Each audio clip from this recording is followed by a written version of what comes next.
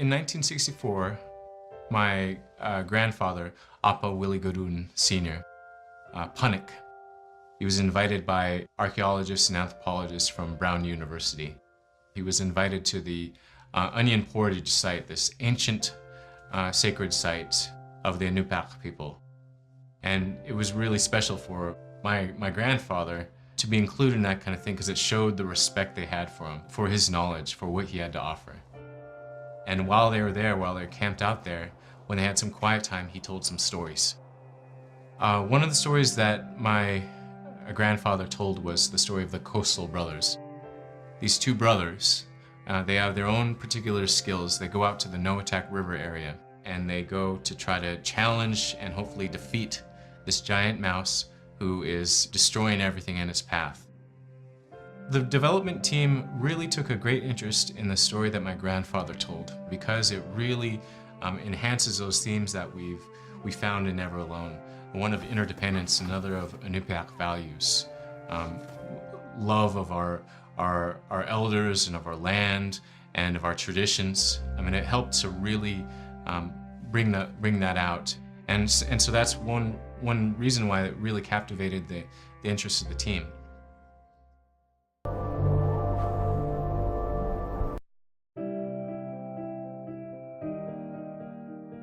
I wasn't raised here, but my mom talked about how it'd be so dark.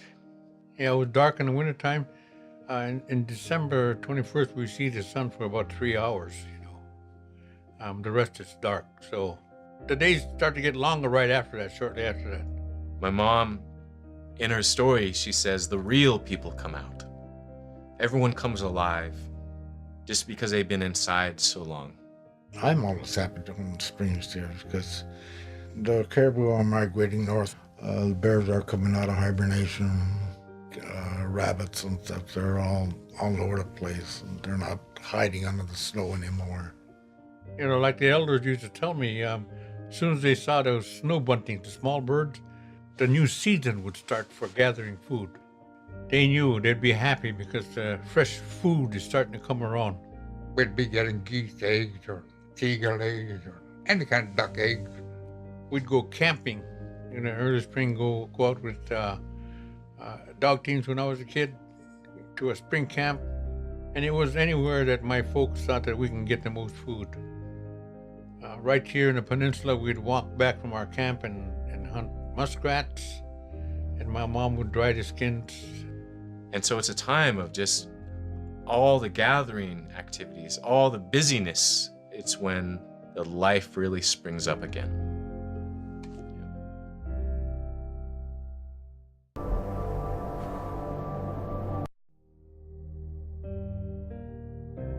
Because we're all Inupiaq, upriver, along the coast, I'm considered coastal. Créé means I'm next to the ocean. Kumi is up the river. And I'm proud to be a créé because I can hunt out there where those guys can't. I was taught to be aware of all the conditions out there. In fact, a friend of mine, an elder, he's passed away since. One year he came down, he had a small boat, just as the ice was going. He followed the ice down from Guyana, okay?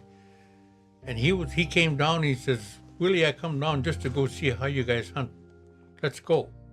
I said, okay. I got my boat ready and we took out. And the ice was moving out there, big chunks and that kind of stuff. So there was one area over on the Kuzintern side I was watching, being aware of how the ice was moving, how fast the current was moving, that kind of stuff. Automatically, I was taught that by my dad. I was really watching and everything. I said, we got to get out of here. And he looked at me and said, how come? I said, our way to get out of here is closing up.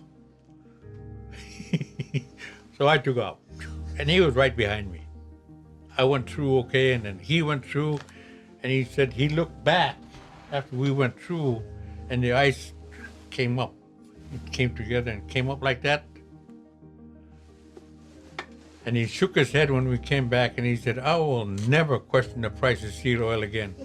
I see the danger you guys go through. If you don't know what you're doing, bad things can happen to you out there. Yeah. That's a great story.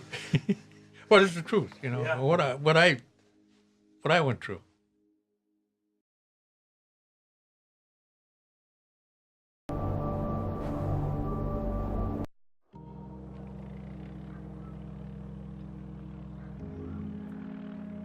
That's my dad. Picture of my dad. Appa Willie, my grandfather Willie, he was a respected hunter, so he was the provider for the large family. My father embodied all the Inupiaq values. He used them all as much as he can every day. And he loved to talk to people. He shared a lot of stuff that he got from out, whether it be out in the ocean or in land. He shared with people. We all loved him because he treated us with respect, all of us kids. When I started to follow him with John to go hunt out in the ocean out here, he would talk to us while we're hunting and point things out to us. You know, how to expect things, how to do things out in the country, or... It teaches how to set traps, where to put the traps, how to bait them. My dad was born and raised in Selwick. He grew up in springtime and summertime using a kayak. And they can go on days on a kayak. So he taught us all that about hunting seals, bearded seals, and then hunting beluga also. You know, he showed us how. I never forget my dad. Every time he'd say something, I don't know what he'd say. I remember he'd wake me up after early in the morning, 5 o'clock, when it's still dark. He'd kiss me in his cheek, wake me up. I remember he said, "Bye, John, you behave now." I'll never forget that. So one day he did that. He said, "If anything happened to me, I want you to take care of Mom," like I did. But I see the affection there and the bond he had with me. He taught me.